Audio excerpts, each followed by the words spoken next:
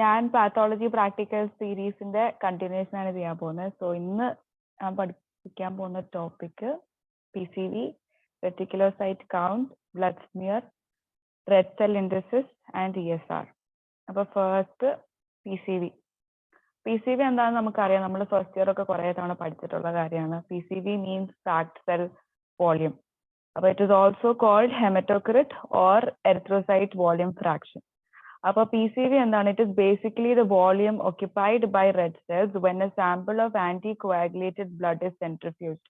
നമുക്കറിയാം, നമ്മൾ PCVയുടെ എക്സ്പെരിമെന്റ് ചെയ്യുമ്പം നമ്മൾ വിൻട്രോപ്പ് ട്യൂബില് ബ്ലഡ് കളക്ട് ചെയ്യും, എന്നിട്ട് അത് സെൻട്രിഫ്യൂജ് ചെയ്യും. സെൻട്രിഫ്യൂജ് ചെയ്ത് കഴിയുമ്പോൾ 3 ലെയേഴ്സ് കിട്ടും നമുക്ക്. അത് ഞാൻ ഡീറ്റെയിൽഡ് ആയിട്ട് ഇത് കഴിഞ്ഞ് പറയും. ആ 3 ലെയേഴ്സിൽ will have plasma, buffy coat layer, RBC layer. Okay, അപ്പൊ ആ RBC ലെയർ ആണ് നമ്മുടെ PCV എന്ന് പറയുന്നത്. അതായത് അടിഞ്ഞുകൂടി കിടക്കുന്ന റെഡ് സെൽസ്, അതാണ് നമ്മുടെ PCV.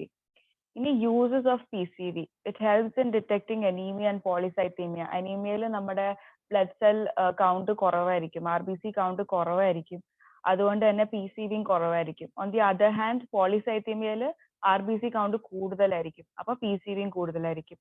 പിന്നെ it helps in estimation of red cell indices. Red cell പാരാമീറ്റേഴ്സിനെ കാൽക്കുലേറ്റ് ചെയ്യാൻ വേണ്ടിയിട്ട് PCV ഈസ് ഇമ്പോർട്ടൻറ്റ്. പിന്നെ it helps in checking the accuracy of haemoglobin value. ഇപ്പൊ നമ്മൾ ഹീമോഗ്ലോബിൻ എസ്റ്റിമേഷന് യൂസ് ചെയ്യുന്നത് ഹീമോഗ്ലോബിൻ മീറ്റർ. ആ ഇത് വെച്ച് നമ്മൾ ഹീമോഗ്ലോബിൻ വാല്യൂ കണ്ടുപിടിച്ചു. ആൻഡ് നൗ ഇപ്പൊ PCVയും കണ്ടുപിടിച്ചു. ഇനി നമുക്ക് ഹീമോഗ്ലോബിൻ ലെവൽസ് നമ്മൾ കാൽക്കുലേറ്റ് ചെയ്ത ആ വാല്യൂ ആക്യുറേറ്റ് ആണോ എന്ന് അറിയണം. സോ അത് അറിയണമെങ്കിൽ we can use this formula, this relation, the rule of 3 എന്നാണ് പറയുന്നത് ഈ റിലേഷന്. അപ്പൊ PCV is equal to haemoglobin into 3. ഇത് വെച്ചിട്ട് we can actually check if നമ്മൾ കാൽക്കുലേറ്റ് ചെയ്ത ഹീമോഗ്ലോബിൻ വാല്യൂ ആക്യുറേറ്റ് ആണോ അല്ലയോ എന്നൊക്കെ.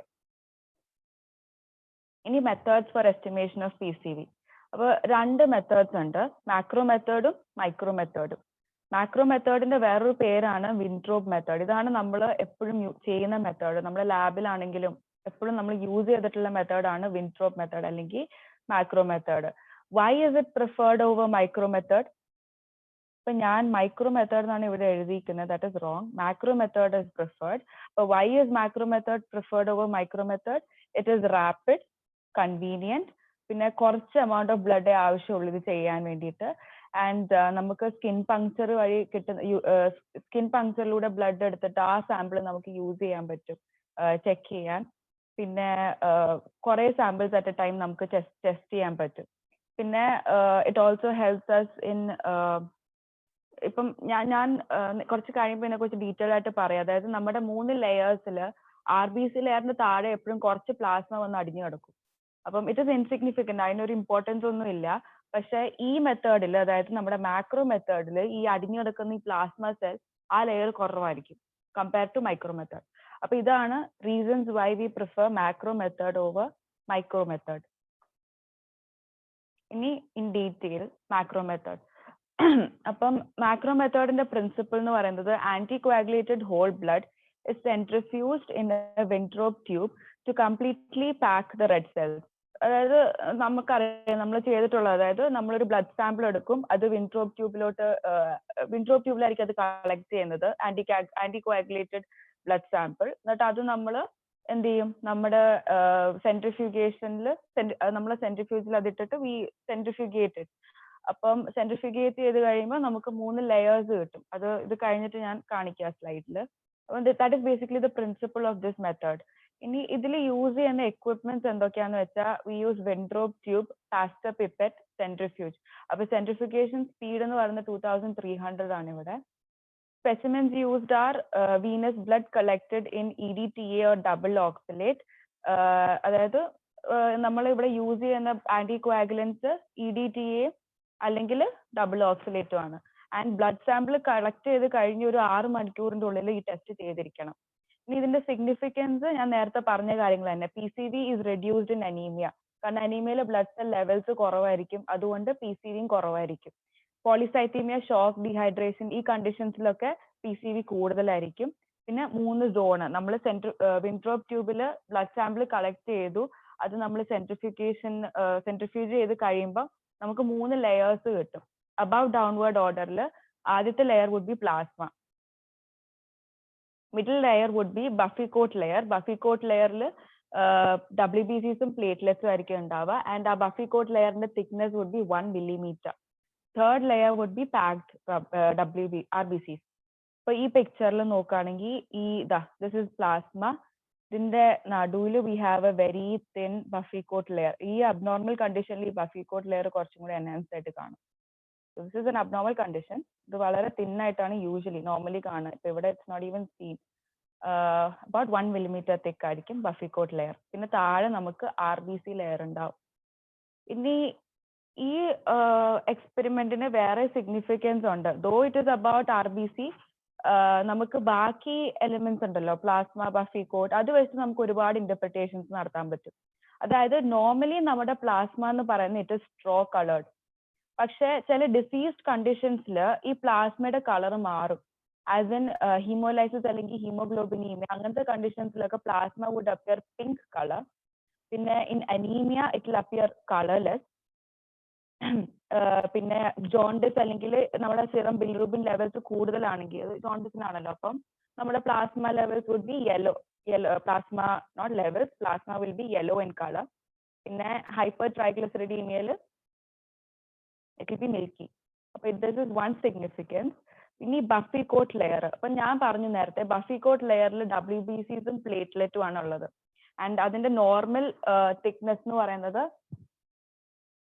Normal thickness is 1 millimeter. അപ്പം ചില ഡിസീസ്ഡ് കണ്ടീഷൻസിൽ നമ്മുടെ ബഫി കോട്ട് ലെയർ നല്ല തിക്ക് ആയിരിക്കും. ആസ് ഇൻ ദിസ് കേസ്, ഈ കേസിൽ ഇറ്റ് ഇസ് തിക്ക്. അത് എപ്പോഴാണ് തിക്ക് ആവുന്നത്? Obviously when there is a rise in WBC and platelet. കാരണം ബഫി കോട്ട് ലെയറിന്റെ കമ്പോണൻസ് WBC പ്ലേറ്റ്ലെറ്റ് ആണ്. അതുകൊണ്ട് WBC പ്ലേറ്റ്ലെറ്റ് ലെവൽസ് കൂടുമ്പോൾ ബഫി കോട്ട് ലെയറും തിക്ക് ആവും.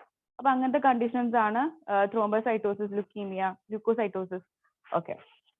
ഇനി ഈ ബഫി കോട്ട് വെച്ചിട്ട് നമുക്ക് സ്മിയർ പ്രിപ്പയർ ചെയ്യാം. And we can observe it under microscope also. അപ്പൊ നമ്മൾ മൈക്രോസ്കോപ്പിൽ ഒബ്സർവ് ചെയ്യുമ്പോൾ നമുക്ക് കുറെ ഡിസീസ് കണ്ടീഷൻസിനെ ഡയഗ്നോസ് ചെയ്യാൻ പറ്റും. ഫോർ എക്സാമ്പിൾ ഇപ്പം ഒരു SLE പേഷ്യന്റിന്റെ ബഫി കോട്ട് ലെയർ നമ്മൾ സ്മിയർ പ്രിപ്പയർ ചെയ്തിട്ട് മൈക്രോസ്കോപ്പിൽ എക്സാമിൻ ചെയ്യുകയാണെങ്കിൽ we can find an LE cell. അപ്പോൾ that would indicate SLE, systemic lupus erythematosus. ഇനി മലേറിയൽ പാരസൈറ്റ്സ് ഉണ്ടെങ്കിൽ അതിനെ നമുക്ക് ഡിറ്റക്ട് ചെയ്യാൻ പറ്റും. ഇമ്മച്ചുവർ സെൽസ് ഉണ്ടെങ്കിൽ അതിനെ ഡിറ്റക്ട് ചെയ്യാൻ പറ്റും. So these are the other significances of PCV. ഇനി മാക്രോ മെത്തേഡ് കഴിഞ്ഞു. മൈക്രോ മെത്തേഡ് എന്തായിരുന്നു? It was basically Wintrobe method. അവിടെ നമ്മൾ യൂസ് ചെയ്യുന്ന വിൻട്രോപ്പ് ട്യൂബ് ആണ്. there we collect an anticoagulated blood in Wintrobe tube. അതിന് നമ്മൾ സെൻട്രിഫ്യൂജ് ചെയ്യും. സെൻട്രിഫ്യൂജ് ചെയ്ത് കഴിയുമ്പോൾ we get 3 layers, a layer of plasma, buffy coat and RBC layer. ഈ RBC ലെയർ ആണ് നമുക്ക് PCV തരുക. അതായത് പാക്സൽ വോളിയം ഈ RBC ലെയർ വെച്ചിട്ടാണ് നമ്മൾ കാൽക്കുലേറ്റ് ചെയ്യുന്നത്. പിന്നെ there are so many other significance for each layer. ഇനി മൈക്രോ മെത്തേഡ്, ഇത് റയർലി യൂസ്ഡ് ആണ്. ഇതിന്റെ ഒരു സിമിലാരിറ്റി, അതായത് ഈ മൈക്രോ മെത്തേഡിന്റെ മാക്രോ മെത്തേഡിന്റെ ഒരു സിമിലാരിറ്റി എന്താണെന്ന് വെച്ചാൽ രണ്ട് കേസിലും നമ്മൾ സെൻട്രിഫ്യൂഗേഷൻ ചെയ്യുന്നുണ്ട്. വി സെൻട്രിഫ്യൂജ് രണ്ട് കേസിലും നമ്മൾ സെൻട്രിഫ്യൂജ് ചെയ്യുന്നുണ്ട്. ബട്ട് ദ ഡിഫറൻസ് ഇസ് ഇവിടെ യൂസ് ചെയ്യുന്ന centrifuge is A special type of centrifuge.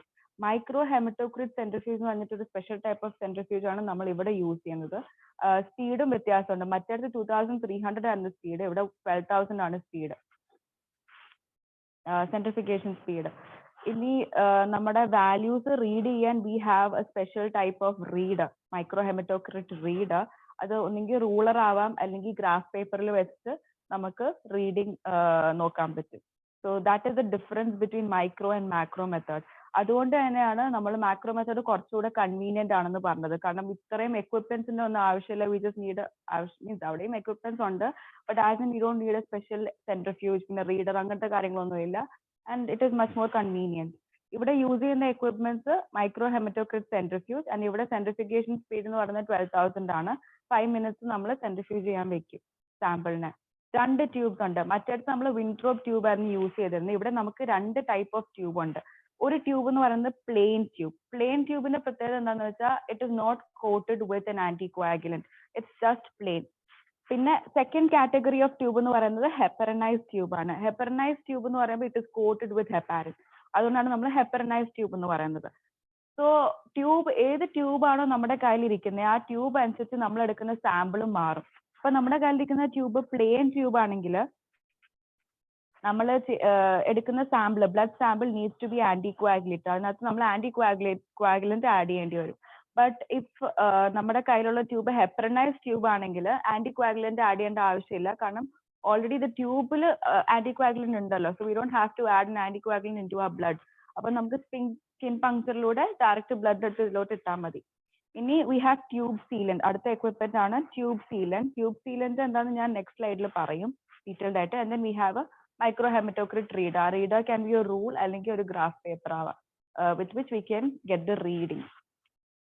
ഇനി സ്പെസിമെൻ ഞാൻ നേരത്തെ പറഞ്ഞല്ലോ. ഇപ്പൊ നമ്മുടെ കയ്യിലിരിക്കുന്ന ട്യൂബ് പ്ലെയിൻ ട്യൂബ് ആണെങ്കിൽ നമ്മൾ ആന്റിക്വാഗുലന്റ് ആഡ് ചെയ്യണം ബ്ലഡിൽ. ഏത് ആന്റിക്വാഗുലന്റ് ഈ കേസിൽ ആഡ് ചെയ്യുന്നത്? We add EDTA. ഇനിയിപ്പോ നമ്മുടെ കയ്യിലിരിക്കുന്ന ട്യൂബ് ഹെപ്പറനൈസ് ട്യൂബ് ആണെങ്കിൽ നമുക്ക് ആന്റിക്വാഗുലന്റ് ആഡ് ചെയ്യേണ്ട ആവശ്യമില്ല. We can directly use it. അപ്പം ഇവിടെയും നമ്മൾ സെൻട്രിഫിക്കേഷൻ കഴിയുമ്പോൾ we get 3 layers. We get a layer of plasma, we get a layer of buffy coat, പിന്നെ we get a layer of RBCs. പിന്നെ ഈ കാണുന്ന ഈ ഗ്രേ സാധനം ഉണ്ട്. അതായത് ഇതിന്റെ മെത്തേഡ് എങ്ങനെയാന്ന് വെച്ചാൽ നമ്മൾ ട്യൂബ് എടുക്കുക, any tube, be it plain tube or heparinise tube, ഏതെങ്കിലും ട്യൂബ് എടുക്കുക, നമ്മൾ അതിലോട്ട് ബ്ലഡ് ഇടുക. Depending on the type of tube അനുസരിച്ച് ബ്ലഡ് ഇടുക. ബ്ലഡ് ഇട്ട് കഴിയുമ്പോൾ ഒരു എൻഡിൽ എപ്പോഴും ബ്ലഡ് ഉണ്ടാവില്ലല്ലോ. One end will be free of blood. ആ എൻഡ് നമ്മൾ സീൽ ചെയ്യണം. We seal it with plastic. അപ്പൊ അതിനെയാണ് നമ്മൾ ട്യൂബ് സീലന്റ് എന്ന് പറയുന്നത്. And then you centrifuge it. 12,000 സ്പീഡിൽ നമ്മൾ സെൻട്രിഫ്യൂജ് ചെയ്യാൻ വെക്കും ഫോർ 5 minutes. അത് കഴിഞ്ഞ് സാമ്പിൾ എടുക്കുമ്പം ഇങ്ങനെ 3 layers ആയിട്ട് നമുക്ക് കിട്ടും. Plasma layer, buffy coat and PCV, I mean haematocrit layer കിട്ടും നമുക്ക്. 3 layers. ഇനി ഇത് certain important points ആണ്. അതായത് പ്രിക്കോഷൻസ് ചോദിക്കുകയാണെങ്കിൽ ഇതൊക്കെ എഴുതാം. രണ്ട് കേസിൽ, മൈക്രോ ആണെങ്കിലും മാക്രോ ആണെങ്കിലും രണ്ടിനും കോമൺ ആണ്. നമ്മൾ ബ്ലഡ് എടുക്കുമ്പോഴും ആന്റിക്വാഗുലന്റ് എടുക്കുമ്പോഴും ഒരു കറക്റ്റ് പ്രൊപ്പോർഷനിൽ എടുക്കണം. പ്രൊപ്പോർഷൻ മാറിയാൽ ഫോൾസ് വാല്യൂ കിട്ടും. അതായത് ഇപ്പം എക്സസ് ഓഫ് ആന്റിക്വാഗുലന്റ്, ഇപ്പൊ ഇവിടെ നമ്മൾ യൂസ് ചെയ്യുന്ന ആന്റിക്വാഗുലന്റ് EDTA ആണ്. അപ്പൊ എക്സസ് ഓഫ് ആന്റിക്വാഗുലന്റ് യൂസ് ചെയ്യുകയാണെങ്കിൽ ഷ്രിങ്കേജ് ഉണ്ടാവും, RBC ഷ്രിങ്കേജ് ഉണ്ടാവും. ആൻഡ് അതുകൊണ്ട് നമുക്ക് ഫോൾസ് റിസൾട്ട്സ് കിട്ടും. ഫോൾസ് ലോ റിസൾട്ട് കിട്ടും. അതായത് ഷ്രിങ്കേജ് ഉണ്ടാകുന്നതുകൊണ്ട് തന്നെ നമ്മുടെ PCV കുറവായിട്ടായിരിക്കും നമുക്ക് കിട്ടുക. And that would be wrong. അത് റോങ് ആയിട്ട് കിട്ടുന്ന റിസൾട്ട് ആയിരിക്കും. പിന്നെ നമ്മൾ എടുക്കുന്ന സാമ്പിളിൽ ക്ലോട്ട് ഒന്നും ഉണ്ടാവാൻ പാടില്ല. അപ്പൊ നമ്മൾ ലാസ്റ്റ് ഇയർ എക്സ്പെരിമെന്റ് ചെയ്യുമ്പോൾ നിതീഷ് സർ ഒക്കെ എപ്പോഴും പറയാറുണ്ട് there shouldn't be any clot, air bubbles ഉണ്ടാവാൻ പാടില്ല, make sure that there is no clot, അങ്ങനെ പറയാറുണ്ടായിരുന്നു. സോ ദാറ്റ് ഈസ് ബിക്കോസ് നമുക്ക് ലോ ഹെമറ്റോക്രിറ്റ് കിട്ടും, ലോ വാല്യൂ കിട്ടും, ഫോൾസ് ലോ വാല്യൂ കിട്ടും ക്ലോട്ട് ഉണ്ടെങ്കിൽ. സോ അത് ഉണ്ടാവാൻ പാടില്ല. That's one precaution. പിന്നെ റൂൾ ഓഫ് 3 and 9 ഞാൻ നേരത്തെ പറഞ്ഞായിരുന്നു. PCVയുടെ അഡ്വാൻറ്റേജ് അല്ല, യൂസിനെ കുറിച്ച് പറഞ്ഞപ്പോൾ it helps in checking the accuracy of haemoglobin levels ഞാൻ പറഞ്ഞായിരുന്നു. സോ ഇതാണ് ഫോർമുലാസ്. അതായത് PCV is equal to hemoglobin into 3, PCV is equal to RBC into 9. അപ്പം ഈ ഫോർമുല നമുക്ക് എപ്പോഴാണ് യൂസ് ചെയ്യാൻ പറ്റുക? It can only be used if RBCs are of normal size and shape. RBCs normal size and shape ആണെങ്കിൽ മാത്രമേ നമുക്ക് ഈ ഫോർമുല യൂസ് ചെയ്യാൻ പറ്റുള്ളൂ. എന്നാലും നമുക്ക് കറക്റ്റ് ആൻസർ കിട്ടില്ല, ആക്യുറേറ്റ് ആണെന്ന് നമുക്ക് മനസ്സിലാവാൻ പറ്റുള്ളൂ. If it is an abnormal condition, this is actually useless. ഈ റൂൾ യൂസ്ലെസ് ആവും. ഇനി നമ്മൾ ഫിംഗർ പങ്ക്ചർ ചെയ്യുമ്പം ഒരുപാട് സ്ക്വീസ് ചെയ്യാൻ പാടില്ല. കാരണം നമുക്കൊരു ടെൻഡൻസി ഉണ്ടാവുമല്ലോ ബ്ലഡ് പ്രോപ്പർ ആയിട്ട് വരാതിരിക്കുമ്പോഴൊക്കെ we tend to squeeze it. അപ്പം സ്ക്വീസ് ചെയ്യുമ്പോൾ എന്താ സംഭവിക്കാന്ന് വെച്ചാൽ നമ്മുടെ sample will get diluted with tissue ഫ്ലൂയിഡുമായിട്ട് നമ്മുടെ ബ്ലഡ് വിൽ ഗെറ്റ് ഡൈല്യൂട്ടഡ്. അതുകൊണ്ട് തന്നെ നമുക്ക് ലോ ഹെമറ്റോക്രിറ്റ് വാല്യൂ അവിടെയും കിട്ടും. അതും ഫോൾസ് റിസൾട്ടിന് ലീഡ് ചെയ്യും. ഈ തേർഡ് പ്രിക്കോഷൻ എന്ന് വെച്ചാൽ ഞാൻ ആദ്യം പറഞ്ഞല്ലോ, ഞാൻ പിന്നെ പറയാന്ന് പറഞ്ഞൊരു കാര്യമായിരുന്നു. അതായത് മാക്രോ മെത്തേഡിൽ നമുക്ക് താഴെയുള്ള RBC, അതായത് RBCയുടെ താഴെ അടിഞ്ഞുകൂടി കിടക്കുന്ന പ്ലാസ്മ ലെയർ കുറവായിരിക്കും എന്ന് ഞാൻ പറഞ്ഞായിരുന്നു. അതാണ് ഇവിടെയും പറയാനുള്ളത്. അതായത് എപ്പോഴും നമ്മുടെ 3 ലെയേഴ്സ് ഉണ്ടല്ലോ, plasma layer, buffy coat layer and RBC layer. RBC ലെയറിന്റെ താഴെ കുറച്ച് പ്ലാസ്മ ചിലപ്പോൾ അടിഞ്ഞുകൂടി കിടക്കും. ആൻഡ് ദാറ്റ് ഈസ് ഇൻസിഗ്നിഫിക്കന്റ്, അതിനൊരു ഇമ്പോർട്ടൻസും ഇല്ല. ബട്ട് സം ടൈംസ് അതിന്റെ ആ ഒരു അടിഞ്ഞുകൂടി കിടക്കുന്ന plasma can be very thick. അപ്പൊ ഏതൊക്കെ കണ്ടീഷൻസിലാണ് ആ പ്ലാസ്മ തിക്ക് ആവുന്നത്? It will be thick in macrocytosis, microcytosis and spherocytosis. ഈ കണ്ടീഷൻസിലൊക്കെ ആ അടിഞ്ഞുകൂടി കിടക്കുന്ന താഴെ RBCന്റെ താഴെ കിടക്കുന്ന ആ plasma would be very thick. ഇനി ഇതൊക്കെയാണ് റെഫറൻസ് വാല്യൂ. അഡൾട്ട് മെയിലിലെ റെഫറൻസ് വാല്യൂ എന്ന് പറയുന്നത് 40 to 50%. females, non-pregnant females, 38 to 45%. Adult pregnant females, 36 to 42%. Children 6 to 12 years age group 37 to 46%. 6 മാസം തൊട്ട് 6 വയസ്സുള്ള കുട്ടികളിൽ 36 to 42%. പിന്നെ സ്മോൾ ബേബീസ് ഇൻഫൻസ് അതായത് 2 to 6 months ആ ഒരു ഇതിലുള്ള ഇൻഫൻസിൽ 32 to 42%. ന്യൂ ബോൺസിൽ 44 to 60%. ഇതാണ് നോർമൽ വാല്യൂസ്. ഇതിൽ മെയിൻ ആയിട്ട് അഡൾട്ട് മെയിൽ വാല്യൂ അറിഞ്ഞിരിക്കണം, pregnant and non pregnant female value അറിഞ്ഞിരിക്കണം, ന്യൂ ബോൺസിൽ അറിഞ്ഞിരിക്കണം. പിന്നെ ഈ children 6 to 12 years age group ഇതിൽ ഈ കാര്യങ്ങൾ ഈ കാറ്റഗറീസ് അറിഞ്ഞിരിക്കണം, ചിലപ്പോൾ ചോദിക്കാം. അപ്പൊ PCV കഴിഞ്ഞു. ഇനി റെറ്റിക്കുലോസൈറ്റ് കൗണ്ട്. അപ്പം വാട്ട് ആർ റെറ്റിക്കുലോസൈറ്റ്? റെറ്റിക്കുലോസൈറ്റ് എന്ന് വെച്ചാൽ ജുവനൈൽ RBCs അല്ലെങ്കിൽ യങ് RBCs ആണ് റെറ്റിക്കുലോസൈറ്റ്. അവർക്ക് കുറെ ഫീച്ചേഴ്സ് ഉണ്ട്. They are not nucleated. And വേറൊരു ഫീച്ചർ എന്താണെന്ന് വെച്ചാൽ അവർ ന്യൂക്ലിയസ് ഇല്ല, but they contain remnants of RNA fragments ഉണ്ടാവും റെറ്റിക്കുലോസൈറ്റ്സിൽ. അപ്പം why do we need to know reticulocyte count? What is the significance of this test? എന്തിന് നമ്മൾ റെറ്റിക്കുലോസൈറ്റ് കൗണ്ട് അറിഞ്ഞിരിക്കേണ്ടത്? First reason is to diagnose anaemia. അതായത് ഇപ്പം anaemia 2 കാരണം കൊണ്ടാവാമല്ലോ. ഒന്നെങ്കിൽ എറിത്രോപൈസിസ് കുറവായിട്ട് നടക്കുന്നോണ്ടാവാം, ഇൻഎഫക്റ്റീവ് എറിത്രോപൈസിസ് കൊണ്ടുണ്ടാവാം, അല്ലെങ്കിൽ വേറെ എന്തെങ്കിലും കണ്ടീഷൻസും കൊണ്ടാവാം. അതായത് ഹീമോലൈസിസ് കാരണമാവാം, ബ്ലഡ് ലോസ് കാരണമാവാം, അങ്ങനെയും നമുക്ക് അനീമിയ ഉണ്ടാവാം. സോ അത് നമുക്ക് അറിയാൻ വേണ്ടിയിട്ട് we need to know the reticulocyte count. അതായത് ഇപ്പം ഇൻഎഫക്റ്റീവ് എറിത്രോപോയിസിസ് കാരണമാണെങ്കിൽ, അതായത് ബോൺ മാരോയിൽ എറിത്രോപോയിസിസ് പ്രോപ്പർ ആയിട്ട് നടക്കുന്നില്ല, അങ്ങനത്തെ ഒരു കേസിലാണെങ്കിൽ reticulocyte count would be low. Okay, കാരണം erythropoiesis is not happening in the bone marrow. Not happening എന്നല്ല, it is not happening at a normal rate. ഇനി നമ്മൾ ബ്ലഡ് ലോസ് അല്ലെങ്കിൽ ഹീമോലൈസിസ് അങ്ങനത്തെ കണ്ടീഷൻസ് എടുക്കുകയാണെങ്കിൽ അവിടെ എറിത്രോപോയിസിസ് വുഡ് ബി ഹൈ, കാരണം compensatory erythropoiesis നടക്കുമല്ലോ. So erythropoiesis would be high. അതുകൊണ്ട് തന്നെ നമ്മുടെ റെറ്റിക്കുലോസൈറ്റ് കൗണ്ടും കൂടുതലായിരിക്കും. ഇനി വേറൊരു സിഗ്നിഫിക്കൻസ് എന്താന്ന് വെച്ചാൽ ഇപ്പൊ ചില ടൈപ്പ് ഓഫ് അനീമിയ, അതായത് അയൺ ഡെഫിഷ്യൻസി അനീമിയ, മെഗ്ലോബ്ലാസ്റ്റിക് അനീമിയ, അങ്ങനത്തെ അനീമിയക്കൊക്കെ നമ്മൾ വി ട്രീറ്റ് ദ പേഷ്യന്റ് അല്ലേ. അപ്പൊ ട്രീറ്റ് ചെയ്ത് കഴിയുമ്പോൾ we need to know if the patient is responding to that treatment. നമ്മൾ കൊടുക്കുന്ന മെഡിക്കേഷൻസിന് we need to know if the patient is responding. അതെങ്ങനെ അറിയാൻ പറ്റുക? we can check the reticulocyte count. അപ്പൊ ചെക്ക് ചെയ്യുമ്പോൾ reticulocyte count കൂടുതലാണെങ്കിൽ, കൂടുതൽ എന്ന് വെച്ചാൽ ആ പേഷ്യന്റ് നമ്മുടെ അടുത്തേക്ക് വരുമ്പോൾ ഉണ്ടായിരുന്ന എമൗണ്ടിനെക്കാട്ടിലും കൂടുതലാണെങ്കിൽ that indicates that the patient is responding to our treatment. അപ്പൊ അതിന് it is helpful. പിന്നെ it helps us to assess the response to erythropoietin. ഇപ്പൊ നമ്മൾ അനീമിയയിൽ എറിത്രോപോയിറ്റിൻ കൊടുക്കുമല്ലോ. Erythropoietin is naturally synthesised in our body. പക്ഷെ ഡിസീസ് കണ്ടീഷൻസിൽ നമ്മൾ അതിന്റെ സപ്ലിമെന്റ്സ് കൊടുക്കുമല്ലോ. അപ്പം we need to know if the patient is responding. നേരത്തെ പറഞ്ഞ അത് തന്നെ, we need to know if our treatment is effective. അപ്പൊ നമ്മൾ റെറ്റിക്കുലോസൈറ്റ് കൗണ്ട് ചെക്ക് ചെയ്യുമ്പോൾ we'll get to know. അത് കൂടുതലാണെങ്കിൽ that means the patient is responding. ഇനി ചില കണ്ടീഷൻസിൽ ബോൺ മാരോ ട്രാൻസ്പ്ലാന്റേഷൻ നമ്മൾ ചെയ്യുമ്പോൾ we need to know if the bone marrow is functional. ആ പേഷ്യന്റിൽ if it is producing it, if it is doing its functional നമുക്ക് അറിയണം. അപ്പൊ അതിനു വേണ്ടിയിട്ട് we can do reticulocyte count. അപ്പൊ reticulocyte count ചെക്ക് ചെയ്യുമ്പോൾ അത് നോർമൽ ആണെങ്കിൽ that means നമ്മുടെ transplant is active in that patient's body. പിന്നെ it helps us to assess anemia in neonates. ഇനി ഇതിന്റെ പ്രിൻസിപ്പിൾ, അതായത് ഈ ഒരു റെറ്റിക്കുലോസൈറ്റ് കൗണ്ടിന്റെ എക്സ്പെരിമെന്റിന്റെ പ്രിൻസിപ്പിൾ എന്താന്ന് വെച്ചാൽ,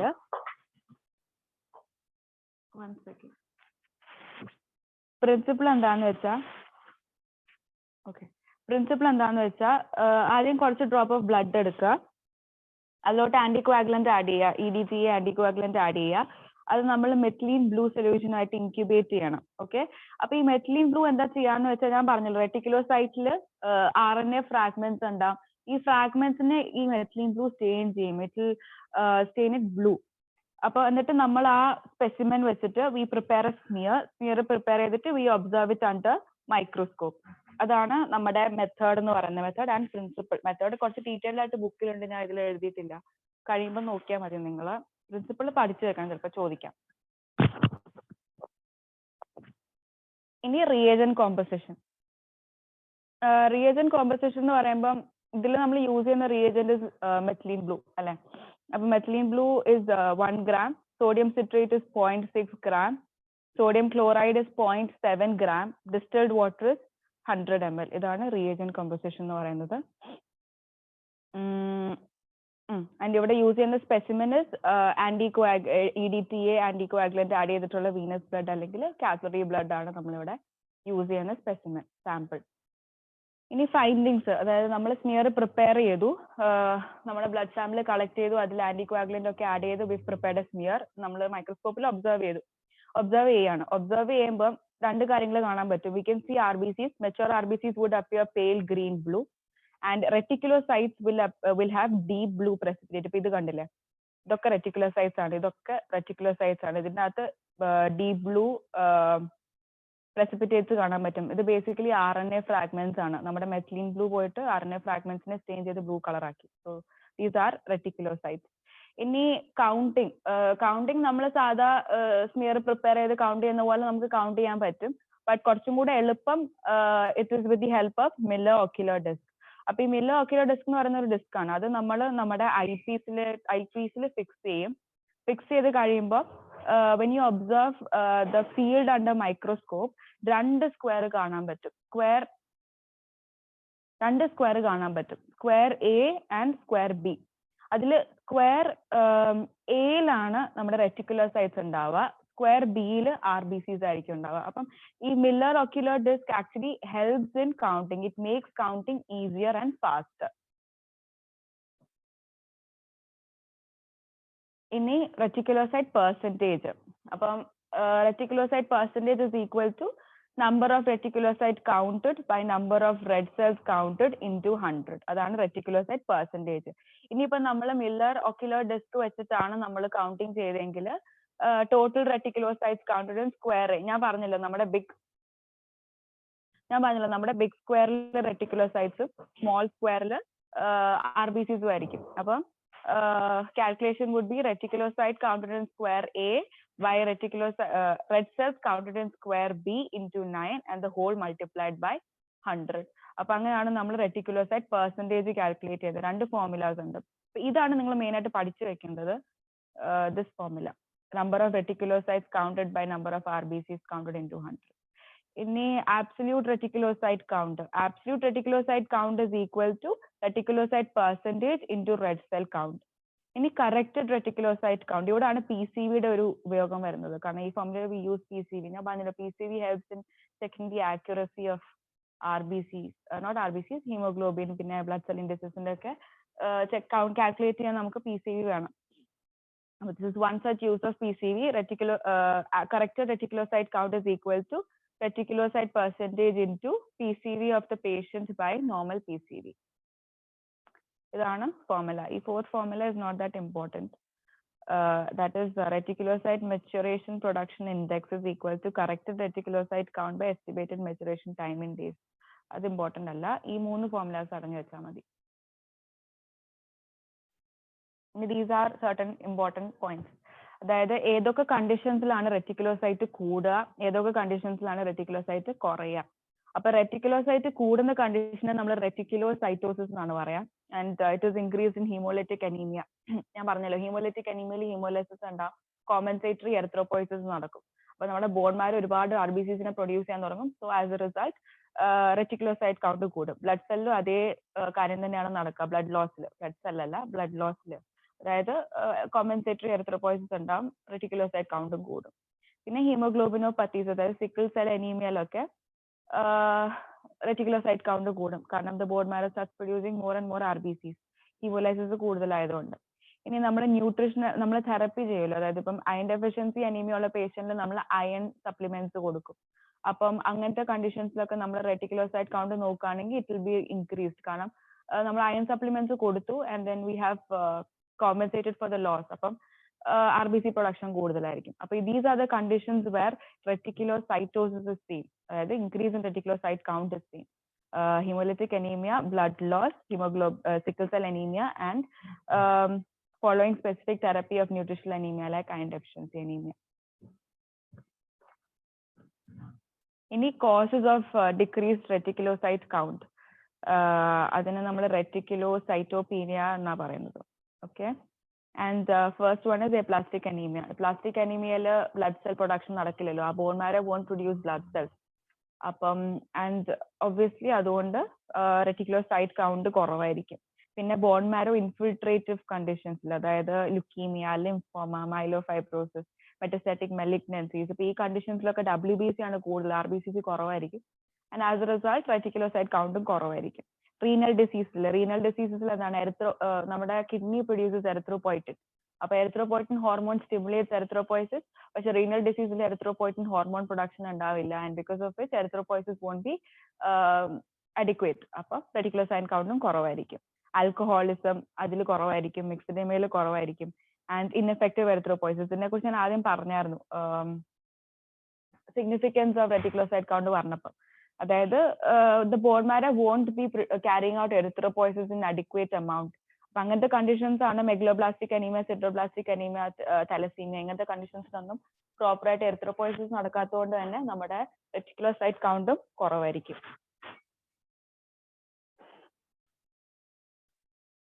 ഇനി റെഫറൻസ് റേഞ്ചസ്, അതായത് normal values. Reticulocyte percentage, normal reticulocyte percentage 0.5 to 2.5%. Normal absolute reticulocyte count is 50,000 to 85,000. അതാണ് നോർമൽ വാല്യൂസ്. ഇനി ബ്ലഡ് സ്മിയർ. ബ്ലഡ് സ്മിയർ എന്താണെന്ന് നമുക്കറിയാം. നമ്മൾ ഓൾമോസ്റ്റ് എല്ലാ എക്സ്പെരിമെന്റിലും നമ്മൾ ബ്ലഡ് സ്മിയർ പ്രിപ്പയർ ചെയ്യാറുണ്ട്. So the definition is a blood smear or a film is a specimen for microscope examination by spreading a drop of blood across a glass slide followed by staining with one of the Romanowski stain. That's a definition. Basically, we prepare a blood smear. You all know what a blood smear is. We blood smear prepare we stain and then we observe it under microscope. So what is the use of blood smear, and why do we need to prepare a blood smear and observe it under microscope? In order to identify anemia, thrombocytopenia, leukemia, പിന്നെ എന്തെങ്കിലും parasitic infections ഒക്കെ ഉണ്ടെങ്കിൽ അതിനെ നമുക്ക് detect ചെയ്യാൻ പറ്റും. Blood സ്മിയറിൽ ആ parasites കാണാൻ പറ്റും. മലേറിയൽ പാരസൈറ്റ്സ് ആവട്ടെ, ഫൈലേറിയൽ പാരസൈറ്റ്സ് ആവട്ടെ, ട്രൈപ്പനോസോമിയാസിസ്, ട്രൈപ്പനോസോമ ക്രൂസൈനൊക്കെ നമുക്ക് ബ്ലഡ് സ്മിയറിൽ കാണാൻ പറ്റും. ഇനി to monitor the effect of chemotherapy and radiotherapy on bone marrow, അതിനും we can prepare a blood smear and figure it out. ഇനി മെത്തേഡ് എന്ന് വെച്ചാൽ we all know the method. Detailed ആയിട്ടൊന്നും ഞാൻ പറയണില്ല, it's just brief. we take 2 slides. ഒരു സ്ലൈഡിൽ നമ്മൾ ബ്ലഡ് ഡ്രോപ്പ് ഓഫ് ബ്ലഡ് ഇടും, വേറൊരു slide will be used as a spreader. അപ്പൊ നമ്മളിവിടെ ഡ്രോപ്പ് ഓഫ് ബ്ലഡ് ഇടുമ്പം it should be 1 centimeter away from the edge. എന്നിട്ട് നമ്മൾ ഈ സ്പ്രെഡർ അതിന്റെ ഫ്രണ്ടിൽ വെക്കും, എന്നിട്ട് പുറകോട്ട് കൊണ്ടുവരും. You bring it over the blood drop, കുറച്ചൊന്ന് ജർക്ക് ചെയ്യും. അറ്റ് 30 degree ആംഗിളിലായിരിക്കണം ഈ spreader slide over the base slide. എന്നിട്ട് മുമ്പോട്ട് പുഷ് ചെയ്യുമ്പോൾ വി ഗെറ്റ് എ സ്മിയർ. അപ്പൊ ഒരു സ്മിയറിന് 3 പാർട്സ് ഉണ്ട്: ഹെഡ്, ബോഡി ആൻഡ് ടെയിൽ. ഇനി these are certain points to be noted. അതായത് നമ്മുടെ spreader slide should have smooth edges and one or both corners of one end should be broken off. ഇപ്പൊ നിങ്ങൾ ഈ പിക്ചറിൽ നോക്കുകയാണെങ്കിൽ ഈ spreader slide has got smooth edges and ഈ എൻഡില് 2 കോർണേഴ്സും broken ആണ്. അപ്പം ഈ corners R full, but these corners are broken. Why is that so? കാരണം നമുക്ക് വേണ്ട സ്ലൈഡ് സ്മിയർ എന്ന് പറയുന്നത് it should not occupy the entire slide. That is one rule of ideal smear. It should not occupy the entire slide. In fact, middle 2/3 മാത്രമേ occupy ചെയ്യാൻ പാടുള്ളൂ. അപ്പൊ അതുകൊണ്ടാണ് നമ്മൾ 2 കോർണേഴ്സും ബ്രോക്കൺ ആയിരിക്കണമെന്ന് പറയുന്നത്. ഇനി ഒരു സെക്കൻഡ്.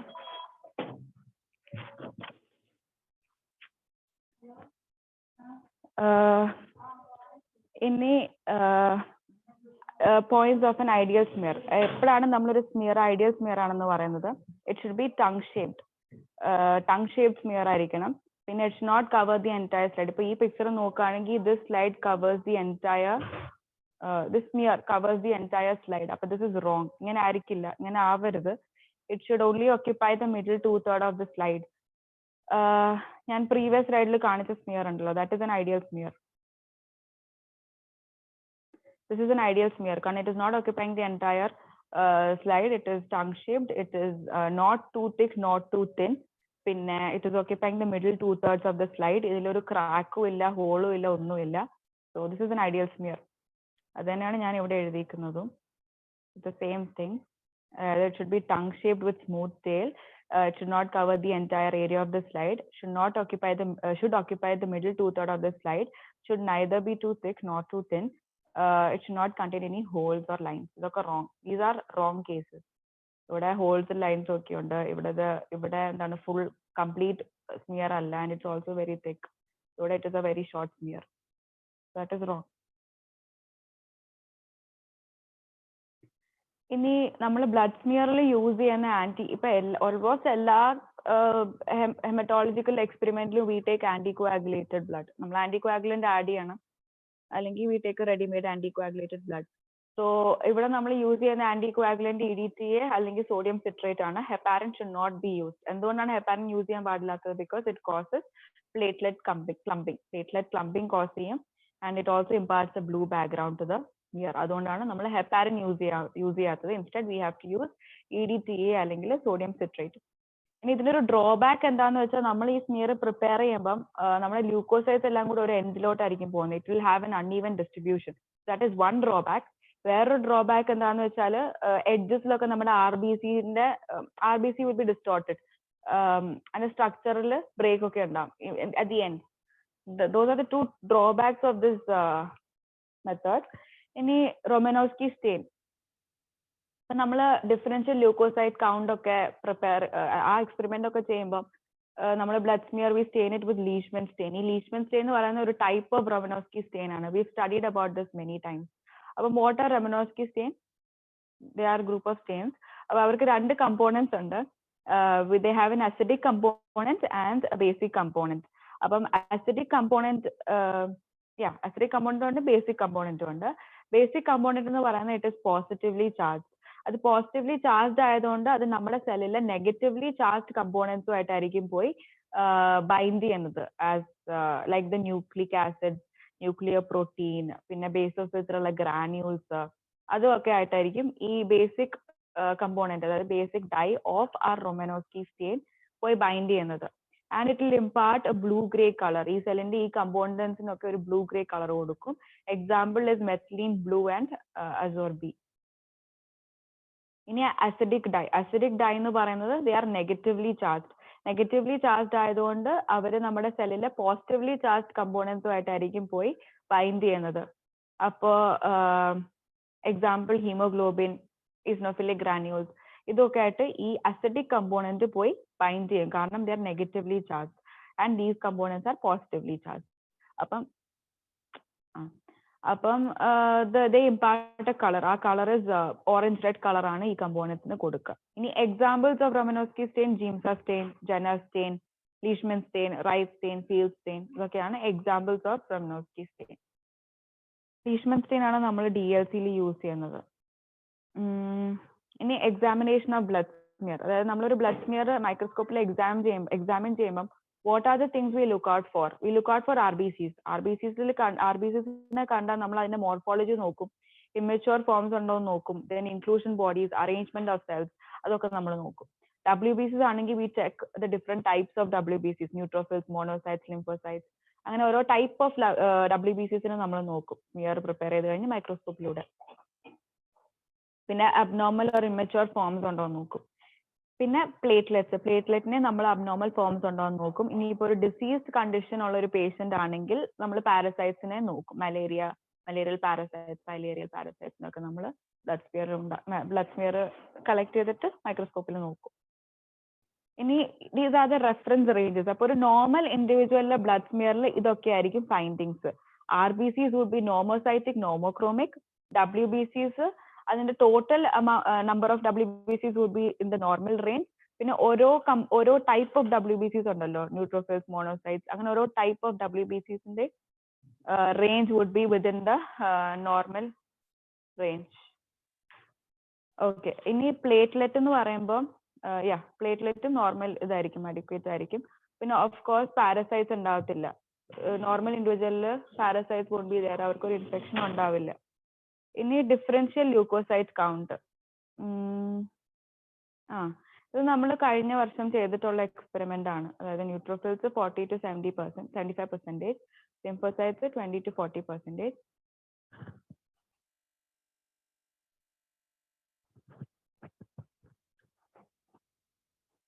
Sorry, lymphocytes 20 to 40%. ഇനിയിപ്പോൾ കുട്ടികൾ എടുക്കുകയാണെങ്കിൽ 4 months തൊട്ട് 4 years ഉള്ള കുട്ടികൾ എടുക്കുകയാണെങ്കിൽ അവരിൽ നമ്മുടെ lymphocyte count would be more than neutrophils.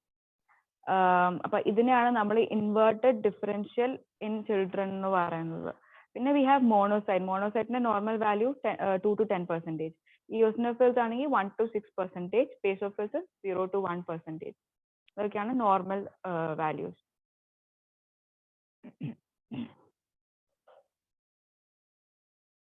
ഇനി RBC indices. അപ്പോൾ we have 3 parameters: mean cell volume, mean cell hemoglobin concentration, MCV, MCH, MCHC. അപ്പം RBC indicesനെ നമ്മൾ absolute value എന്നും വിളിക്കും. So that is another name. ഇനി uses of RBC indices. It is helpful in classification of anemia. ഓരോ പല type of anaemia ഉണ്ടല്ലോ, morphological classification ഉണ്ടല്ലോ അനീമിയക്ക്. നോമോസൈറ്റിക്, നോമോക്രോമിക്, microcytic, hypochromic, microcytic, നോമോക്രോമിക്, അങ്ങനെ പല ടൈപ്സ് ഓഫ് ക്ലാസിഫിക്കേഷൻസും ഉണ്ട് അനീമിയക്ക്. അപ്പം നമ്മൾ RBC indices വെച്ചിട്ട് we can find out which type of anemia is the person having.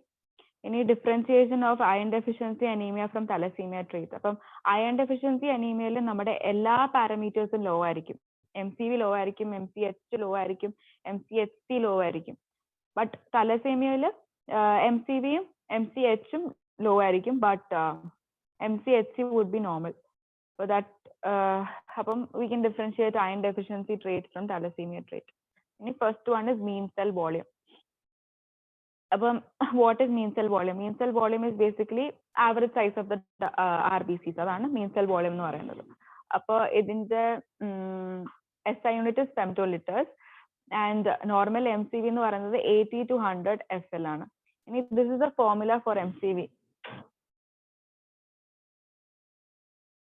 This is the formula for MCV. MCV is equal to PCV in percentage by RBC count in million per cubic millimeter in